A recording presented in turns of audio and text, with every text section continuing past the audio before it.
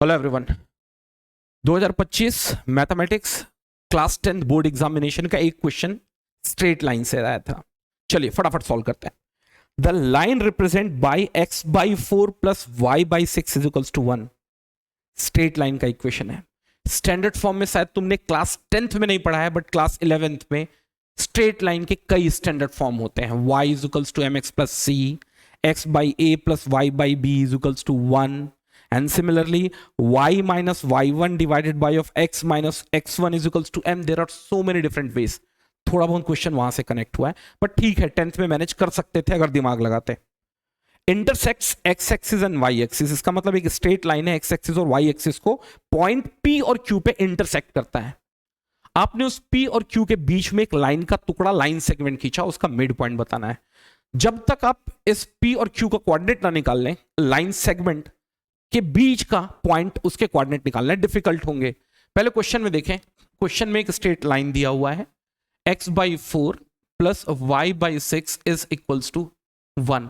अगर standard form of straight line से connect करें, जो क्लास 11th में पढ़ने का मौका मिलता है, ऑब्वियस सी बात है, बिल्कुल नहीं है ये 10th में, वो होता है x by a plus y by b is equals to 1, जहां a, 0 उस लाइन का x एक्सिस पे इंटरसेक्शन शो करता है, और चूंकि y एक्सिस में x की वैल्यू 0 होगी, 0, b y एक्सिस में इंटरसेक्शन शो करता है। ये कहां है इंटरसेक्शन है? x एक्सिस और ये y एक्सिस।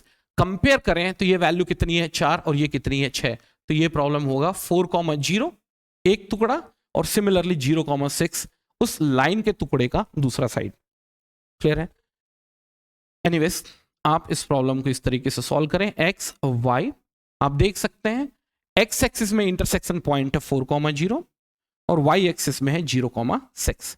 मिड पॉइंट निकालने के लिए आप m1 और m2 की वैल्यू 1:1 भी रख सकते हैं, अदरवाइज आप सीधे एवरेज लेके इसकी वैल्यू निकाल सकते हैं। 0 और 4 होगा, डिवाइड 2 करेंगे तो 2, 6 और 0 कितना हो जाएगा? 3। ये पहला तरीका था, लेकिन मैं एक्सपेक्ट करता हूं कि क्लास 10 का बच्चा ये चीजों को ज्यादा एक्सेप्ट नहीं कर पाएगा।